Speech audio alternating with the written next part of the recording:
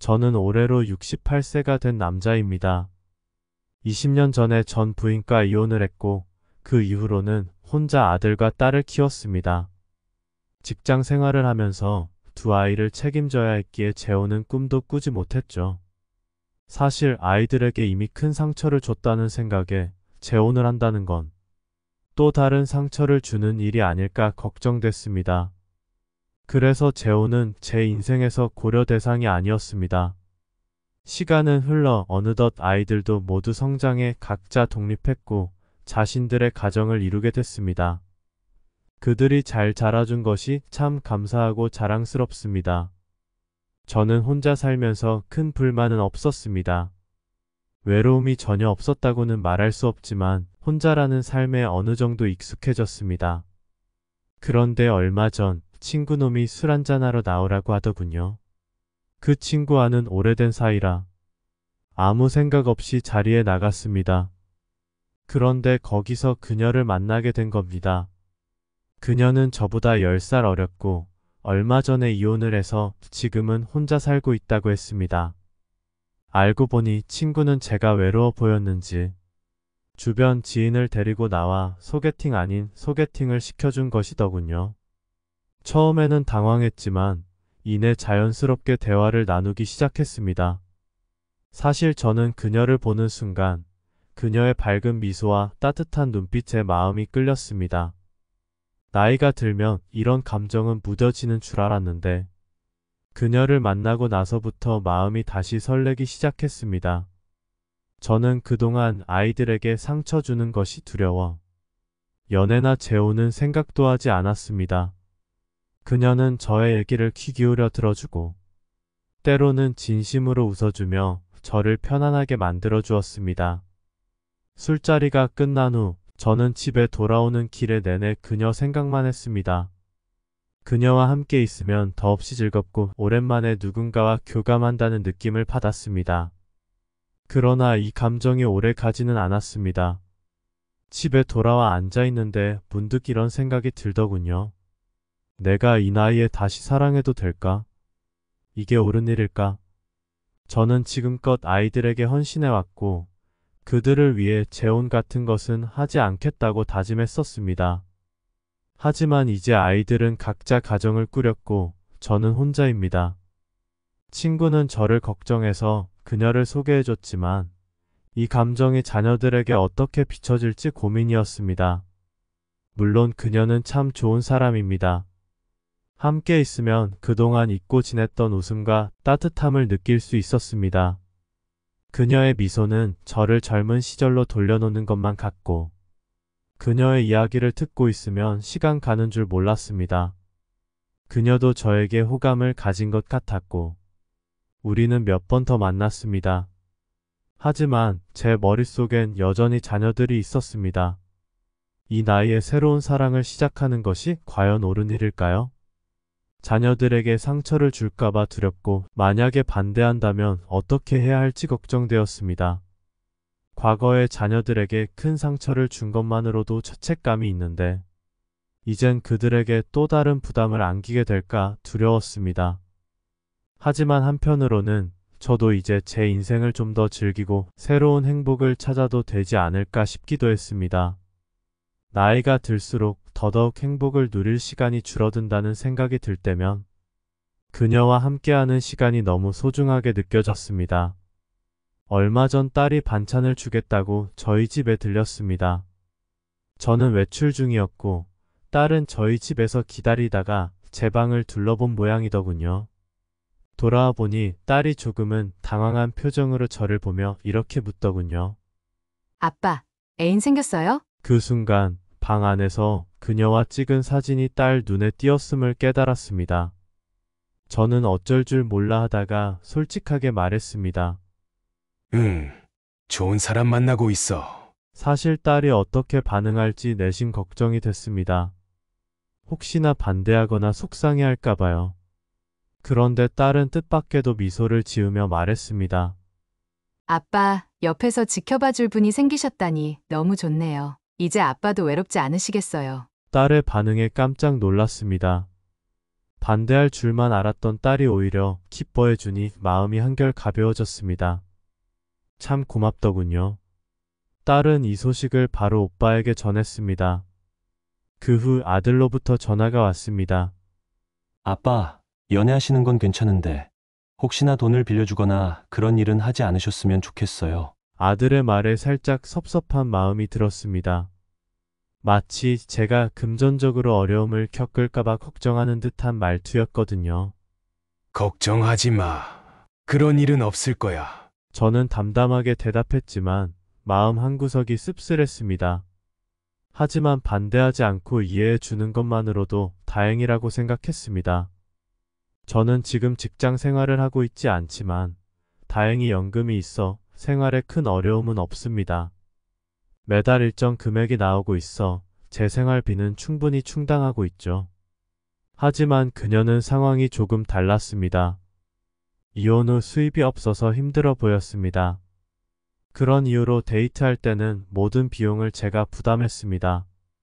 사실 이 정도는 제가 충분히 감당할 수 있는 범위였고, 그녀가 금전적으로 부담을 느끼지 않도록 해주고 싶었습니다. 하지만 아들의 말을 듣고 나니 조금 신경이 쓰였습니다. 제가 그녀를 도와주려는 마음은 진심인데, 혹시 그게 자녀들에게는 부담이나 걱정으로 느껴질까 싶었죠. 더구나 나이가 들수록 재정 문제에 대해서는 신중해야 한다는 걸 잘 알고 있었습니다. 그렇다고 그녀에게 부담을 줄 수도 없으니 어디까지가 적절한 선인지 고민하게 되었습니다. 제가 사랑하는 그녀는 얼마 전 집 재계약을 해야 하는 시기가 찾아왔습니다. 그런데 아시다시피 요즘 집값이 너무 많이 올랐잖아요. 그녀는 대출이 어려운 상황에서 재계약을 고민하던 중 차라리 지방으로 이사를 가야 할까 하고 고심하고 있었습니다. 저는 그 이야기를 듣고 마음이 무거워졌습니다. 그녀가 멀리 떠나게 되면 자주 만나기 어려울 테니 그녀를 멀리 보내고 싶지 않았습니다. 저는 어떻게 그녀를 도와줄 수 있을지 여러 가지를 생각했습니다.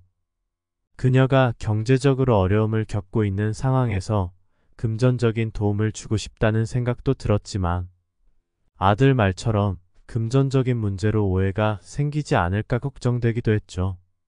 그러다 문득 한 가지 방법이 떠올랐습니다. 사실 저는 예전에 구매해 두었던 단독주택을 하나 소유하고 있었습니다. 당시에는 재개발을 생각해 미리 구매했던 집으로 지금은 세를 주고 있습니다. 곧 있으면 세입자와 재계약을 해야 하니 세입자를 내보내고 그 집에 그녀가 살면 어떨까 하는 생각이 들었습니다. 처음엔 그녀와 동거를 할까 하는 고민도 했습니다. 저와 그녀가 함께 산다는 사실을 알게 되면 혹시 자식들이 불편해하지 않을까 하는 생각이 들었습니다. 그래서 결국 동거보다는 제가 소유한 단독주택에서 그녀가 사는 것이 좋겠다는 결론을 내렸습니다. 어느 날 그녀에게 조심스레 이야기를 꺼냈습니다. 이사로 힘든 상황인 거 알아서 하는 말인데 내가 예전에 사둔 집에서 사는 건 어때? 그녀는 처음엔 놀라면서도 고마워했습니다. 정말 괜찮겠어요? 당신 덕분에 집 걱정은 덜겠지만 이러면 내가 너무 신세지는 것 같아서. 저는 그녀의 걱정을 달래며 이렇게 말했습니다. 아파트는 아니지만 인테리어 새로 하고 들어가면 지낼만 할 거야. 그녀는 제 말을 듣고 눈물을 흘리며 말했습니다. 정말 고마워요. 요즘 집값 때문에 고민이 많았는데 당신 덕분에 마음이 한결 가벼워졌어요. 그 말을 듣는 순간 저는 큰 안도감과 행복을 느꼈습니다. 사랑하는 사람에게 도움을 줄 수 있다는 건 정말 기쁜 일이더군요. 그렇게 그녀는 저의 단독주택으로 이사를 했고 저는 그녀를 위해 해주고 싶은 일을 했다는 것에 만족했습니다. 그녀의 집을 찾아갈 때마다 신혼집 같은 기분을 느끼며 함께 시간을 보내고는 했습니다. 물론 우리 나이를 생각하면 신혼이란 말이 어울리지 않을지 모르지만 마음만은 신혼처럼 설레고 행복했습니다. 매번 그녀의 집에서 따뜻한 밥을 먹으며 이야기를 나눌 때면 그녀와 함께 늙어가고 있다는 사실에 감사했습니다. 자녀들에게는 이 사실을 말하지 않았습니다. 그들도 언젠가 알게 되겠지만 지금은 그냥 제 방식대로 이 관계를 지켜나가고 싶었습니다. 자식들이 이 사실을 알게 될 때 어떤 반응을 보일지 모르겠지만 중요한 건 지금 제 마음이 편안하고 그녀와 함께 있는 시간이 무엇보다 소중하다는 거였습니다. 사실 이 나이에 새로운 사랑을 시작하면서 이런 고민을 하게 될 줄은 몰랐습니다. 돈이나 명예 이런 것들이 중요할 때도 있지만 결국 제 곁에 있는 사람이 누구인지 그리고 그 사람과 어떤 시간을 보내는지가 더 중요하다는 생각을 자주 하게 되었습니다. 그날은 평소와 다르게 그녀에게 깜짝 방문을 하고 싶었습니다.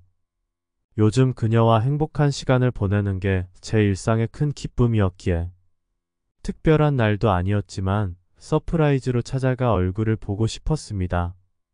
그런데 그녀에게 미리 알리지 않은 것이 큰 실수였던 걸까요? 그날은 저에게 평생 잊지 못할 당혹스러운 기억으로 남았습니다. 그녀의 집에 도착해 현관문을 열었는데 신발장 앞에 낯선 신발이 보였습니다. 누구지? 라는 생각과 함께 쎄함이 느껴졌습니다. 혼자 지내던 그녀에게 방문객이 있을 거라고는 예상하지 못했습니다. 하지만 이미 발을 들인 터라 조심스레 안으로 들어갔습니다. 그리고 곧 그 낯선 신발의 주인을 마주하게 되었죠. 거실에 들어가니 그녀는 낯선 남자와 함께 식사를 하고 있었습니다. 저를 보고 당황한 그녀는 낯선 남자를 소개해 주었습니다. 많이 놀랐죠? 여기는 내 아들이에요. 예전에 내가 이야기했었잖아요. 혼자 사는 아들이 있다고. 그제야 기억이 났습니다. 그녀가 나에게 한 번인가 아들 이야기를 한 적이 있었습니다. 당시엔 별로 신경 쓰지 않았었지만 직접 만나게 되니 예상치 못한 긴장감이 돌았습니다. 저는 그녀의 말을 듣고 반갑게 인사를 건넸습니다. 만나서 반갑습니다. 저는 어머니 애인인 김정남이라고 합니다. 그런데 아들의 반응이 이상했습니다. 그는 저를 뚱한 표정으로 쳐다보며 마지못해 인사를 받는 듯 했죠. 네. 짧은 대답과 이어진 무거운 정적으로 분위기가 어색해졌습니다. 그리고 나서 그녀가 곧바로 이렇게 말하더군요. 지금은 아들과 얘기 좀 해야 하니까 나중에 다시 연락할게요. 알겠죠? 그녀의 표정은 마치 나가달라는 듯했고 저는 순간 당황했습니다. 그렇지만 그 자리에 더 머무는 것이 불편할 것 같아 서둘러 일어섰습니다. 그럼 나는 이만 갈게. 나중에 연락해. 저는 어떻게든 상황을 이해하려 노력하며 그녀의 집을 나섰지만 마음 한구석에는 씁쓸한 기분이 들었습니다. 집으로 돌아오는 길 저는 여러 가지 생각이 교차했습니다. 그녀의 아들이 저를 못마땅하게 보는 표정이 맴돌았습니다. 그리고 나를 서둘러 집 밖으로 내보낸 그녀의 태도. 이게 과연 우연일까? 아니면 그녀의 아들이 우리 관계를 알고 반대하는 걸까? 하는 생각이 들었습니다. 그때 알아차렸어야 했습니다. 그녀와의 관계가 단순히 우리 둘만의 문제가 아니란 것을.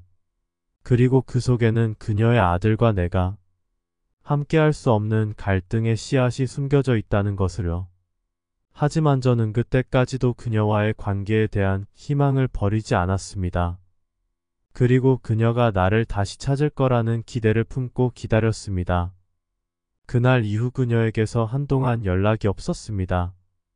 평소 자주 연락을 주고받던 사이였는데 아들과의 만남 이후로 그녀는 계속해서 침묵을 지켰습니다.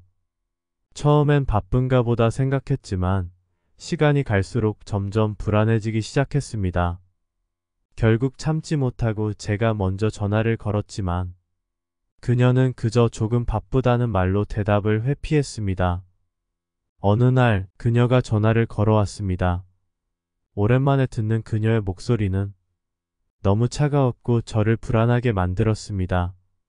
우리 얘기 좀 해요. 저는 무슨 일인지 짐작이 갔습니다. 그녀가 나와 거리를 두기 시작한 이유가 아들 때문이라는 걸 이미 알고 있었기 때문이죠. 그래도 저는 혹시나 하는 기대를 바라고 있었습니다. 그녀와 다시 만난 자리에서 저는 차분하게 이야기를 시작했습니다. 그동안 왜 나한테 연락이 없었어? 무슨 일이 있었던 거야? 그녀는 잠시 머뭇거리더니 이렇게 말했습니다. 사실 아들 때문에 고민이 많았어요. 당신도 눈치챘겠지만 아들이 우리 관계를 반대하고 있어요. 내가 당신과 만나는 걸 좋아하지 않아요. 저는 그 말을 듣고 잠시 멍해졌습니다. 짐작은 했지만 직접 들으니 더 아프게 다가왔습니다. 그래도 우리 잘 지내왔잖아. 아들이 반대한다고 해도 서로 사랑하니까 이겨낼 수 있어. 그녀는 고개를 저으며 대답했습니다. 물론 당신을 사랑하지만 나는 아들의 엄마야. 아들의 마음을 무시하고 당신과 함께할 자신이 없어. 그녀의 말은 너무도 현실적이었습니다. 그녀의 상황을 이해하지 못하는 건 아니지만 저는 쉽게 받아들일 수 없었습니다. 아들이 반대한다고 해서 우리가 헤어져야 해. 난 당신과 헤어지기 싫어. 내가 아들을 설득해 볼게. 그녀는 눈물을 글썽이며 말했습니다. 그럼 조금 기다려줘. 아들에게도 받아들일 시간이 필요한 것 같아. 내가 때가 되면 연락할게요. 그 순간 모든 것이 무너지는 느낌이었습니다. 우리는 이렇게 끝나는 걸까요? 저는 이 상실감을 어떻게 해야 할지 몰랐습니다. 그녀와의 관계가 순조롭지 않다는 것은 아들의 등장 이후 어느 정도 예상은 하고 있었습니다. 하지만 그때까지도 저는 그녀를 믿었고 우리가 어려움을 이겨낼 수 있을 거라 생각했습니다. 그래서 저는 그녀의 아들 문제를 어떻게 해결할지 고민하며 그녀를 소개해준 친구 부부에게 도움을 청하기로 했습니다. 어쩌면 친구들이 그녀와의 갈등을 중재해줄 수 있을 거라 생각했거든요. 친구 부부와 만나 그녀의 아들이 우리 관계를 반대한다고 말하며 속상한 마음을 털어놓았습니다. 그런데 친구 부인이 제 말에 의아해했습니다. 잠깐 아들이라고요. 그 여자 자식은 딸 하나뿐인 걸로 알고 있는데 그 딸은 지금 해외에서 유학 중이에요. 순간 머리가 멍해졌습니다. 저는 그녀에게 아들이 있다고 들었고 그 아들을 집에서 만났는데 딸밖에 없다니 이게 무슨 말인가 싶었죠. 친구 부인은 지체 없이 지인에게 전화를 걸어 사실을 확인해 주었습니다. 네, 맞아요. 딸 하나 있고 지금 해외에서 공부 중이에요. 아들은 없어요. 이 이야기를 들었을 때 제 머릿속에는 혼란과 의심이 가득했습니다.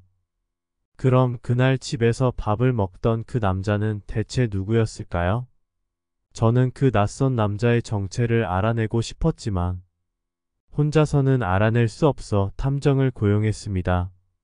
얼마 지나지 않아 탐정이 찾아왔고 그는 사진 몇 장을 제게 건넸습니다. 사진 속의 그녀와 아들이라고 했던 남자는 누가 봐도 연인처럼 보였습니다.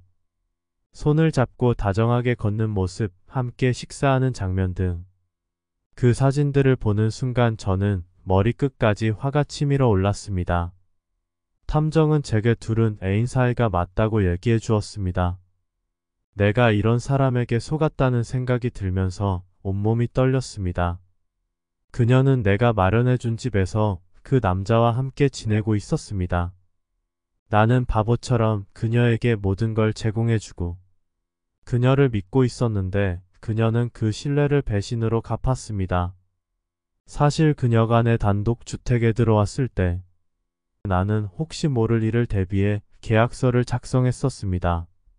단독주택은 내 아들이 관리하고 있어서 지인이라 해도 계약서는 꼭 있어야 해. 월세는 내가 내줄 테니까 걱정하지 마. 그녀는 보증금만 내고 사실상 공짜로 그 집에서 지내고 있었습니다. 그때는 그녀를 돕고 싶다는 마음뿐이었는데 이제 와서 생각해보니 내가 얼마나 어리석었는지 깨닫게 되었습니다. 그녀가 나에게 했던 모든 말이 거짓이었고 그녀의 진짜 속셈은 나를 속여 다른 남자와 편하게 지내는 것이었을지도 모른다는 생각이 들자 너무나 분통이 터졌습니다. 그녀가 내 집에서 그 남자와 함께 시간을 보냈다는 사실이 나를 완전히 무너뜨렸습니다. 이제 나는 더 이상 참을 수 없었습니다. 아니, 참지 않기로 결심했습니다. 나를 이렇게 우롱하고 배신한 그녀에게 가장 큰 타격을 주는 방법이 무엇일지 고민하기 시작했죠. 그녀와 싸우고 헤어지는 것은 그녀가 원하는 것이라고 생각했습니다. 대신 차분하고 확실하게 복수할 방법을 찾기로 했습니다. 우선 나는 그녀가 머물고 있는 단독주택의 계약을 철회하기로 했습니다. 월세를 한 번도 내지 않는 점을 이용해 보증금에서 월세를 까고 내보내기로 했죠. 나는 그녀에게 전화를 걸었습니다. 우리 얘기 좀 해야겠어. 그녀는 내 목소리에서 심상치 않은 기운을 느꼈는지 약간 당황한 듯 대답했습니다. 왜 그래? 무슨 일이야? 나는 차분한 목소리로 말했습니다. 당신이 지금 머물고 있는 집에서 나가야 할 것 같아. 계약 조항에 따라 당신을 쫓아낼 거야. 그녀는 순간 당황하며 물었습니다. 뭐? 무슨 말이야? 갑자기 왜 그래? 하지만 나는 단호했습니다.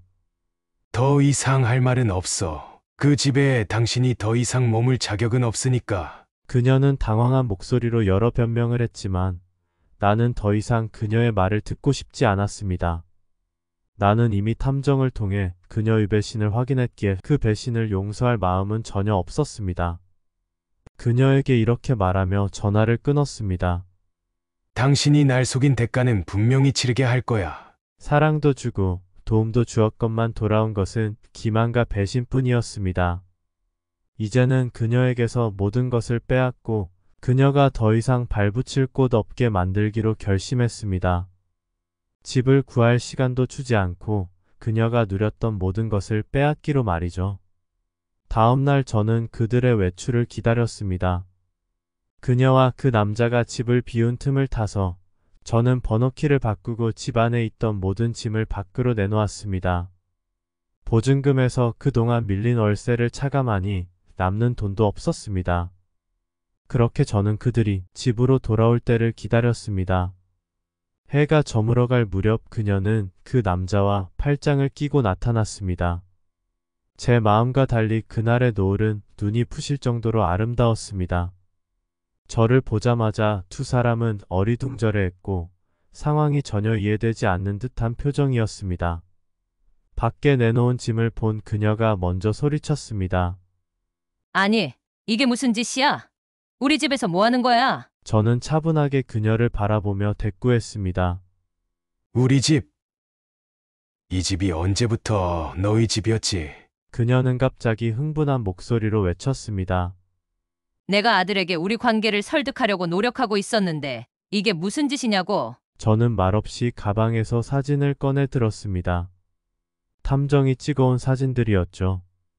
그녀와 그 낯선 남자가 함께 손을 잡고 다정하게 있는 모습들이 담긴 사진이었습니다. 그 사진을 그녀의 얼굴에 던지며 냉소적으로 말했습니다.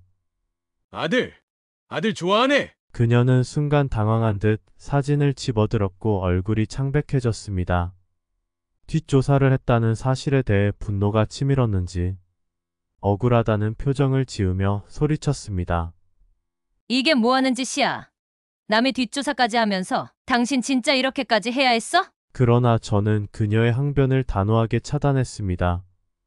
나쁜 사람은 벌을 받아야지. 네가 사랑하는 그 남자랑 같이 짐 싸서 꺼져. 그 순간 그 남자는 분노에 찬 표정으로 저에게 다가왔습니다. 뭐? 네가 뭔데 우리를 이렇게 함부로 대하는 거야? 그리고는 주먹을 들며 저를 공격하려는 모습을 보였습니다. 그때 제 옆에 경호원이 막아섰습니다. 그 남자는 경호원의 단단한 체격을 보고서는 순간 멈칫했습니다. 결국 아무 말 없이 주춤거리며 물러섰습니다. 그들은 그 순간 자신들이 할 수 있는 것이 없다는 것을 깨달았을 겁니다. 저는 그녀의 짐을 던져둔 곳을 가리키며 말했습니다. 오늘부터 이 집에 있을 수 없어. 저 짐 갖고 사라져. 그녀는 당황한 듯 주위를 두리번거렸습니다. 남자는 그녀에게 무언가 말했지만 저는 신경도 쓰지 않았습니다. 그렇게 둘은 짐도 챙기지 않고 집을 떠났습니다. 내 집에서, 내 인생에서 그들이 사라졌다는 생각에 홀가분함을 느꼈습니다. 이제 다시 혼자가 되었지만 마음속에 후회는 없었습니다. 배신자에게 주었던 모든 것을 되찾았고 그녀와 그 남자는 빈털터리로 떠났습니다. 저는 아이들에게 그 일을 말하지 않았습니다. 그들에게 굳이 이런 이야기를 꺼낼 필요가 없었으니까요. 이젠 그저 제 인생을 다시 살아가면 될 뿐입니다. 사랑도 배신도 모두 지나간 일이고 남은 건 제가 앞으로 무엇을 선택하느냐일 테니까요. 정말 많은 생각을 하게 만드는 사연이네요. 사연자님의 마음이 얼마나 복잡하고 또 무거웠을지 느껴집니다. 사랑과 신뢰를 주었던 사람이 배신했을 때 느끼는 상처는 말로 다 표현할 수 없죠. 특히 나이가 들수록 관계를 맺고 유지하는 일이 더 어렵고 신중해지는데 그 와중에도 사연자님은 스스로를 지켜내셨고 더 이상 그 사람들에게 끌려다니지 않고 단호하게 결단을 내리셨네요. 그런 결단이 결코 쉬운 일은 아니었을 겁니다. 때로는 우리가 누군가에게 내어준 신뢰와 사랑이 돌아오지 않을 때도 있지만 그럼에도 불구하고 다시 일어서서 앞으로 나아가려는 용기가 참 대단하게 느껴집니다. 이제는 사연자님이 스스로를 아끼고 그동안 힘들었던 만큼 더 행복한 시간들을 맞이하시길 진심으로 응원하고 싶습니다. 가끔은 우리가 모든 걸 쏟아부은 관계가 아닌 자신에게 집중할 시간이 필요하다는 걸 깨닫게 되는 순간이 있죠. 사연자님께도 그런 시간이 찾아왔기를 바랍니다. 오늘 사연을 듣고 계신 여러분도 사랑이든 신뢰든 내가 주었던 것들이 온전히 돌아오지 않는다는 사실을 알게 되었을 때 과감하게 자신을 지키는 선택을 하는 용기를 기억하셨으면 좋겠네요. 사연자님, 앞으로는 더 행복하고 평온한 나날이 찾아오길 바라면서 저희가 응원하겠습니다. 끝까지 들어주셔서 감사합니다.